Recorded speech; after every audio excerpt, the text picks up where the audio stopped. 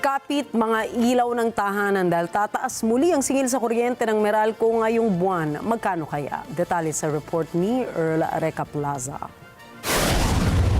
Ayon sa Meralco, kanilang daragdagan ng 64 centavos kada kilowatt-hour ang singil sa kuryente. Ibig sabihin, aabot sa 129 pesos ang itataas sa singil sa kuryente na kumukonsumo ng 200 kilowatt-hour at 193 pesos para sa 300 kilowatt-hour, habang 257 pesos para sa 400 kilowatt-hour at 321 pesos sa 500 kilowatt-hour.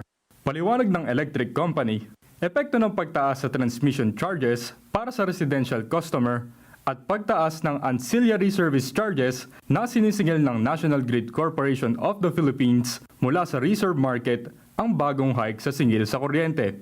Kaugnay nito, hiningi ng Net25 News Team ang pananaw ng mga Pilipino sa panibagong pagtaas sa singil sa kuryente. Hindi na nakakapagtaka natataas ang kuryente. Nakakapagtaka kung bababa. Sabihin natin magtipid sa kapwa Pilipino. Pero sabi ko nga sa'yo, normal na rin mga nangyayari yan. Ang dapat, tulungan na tayo ng gobyerno na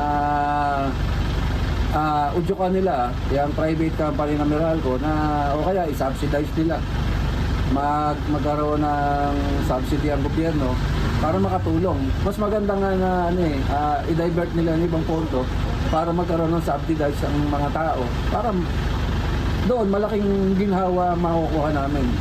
Napakarami nang ipinapatong na tax na kung ano-ano pa. Eh siyempre yung pagkataas yung bill ng kuryente, malaki bayarin namin. Yung ibabayad namin na dagdag sa kuryente, babawasin sa pang-araw-araw na gastusin. Medyo bawas ng paggamit namin. Siguro mapipilitan na bumalik ulit sa pagkakahoy. Gagamit ko ng rice cooker kung importante na lang. John Areca Plaza para sa mata ng Agila International. Trusted, connected, on point.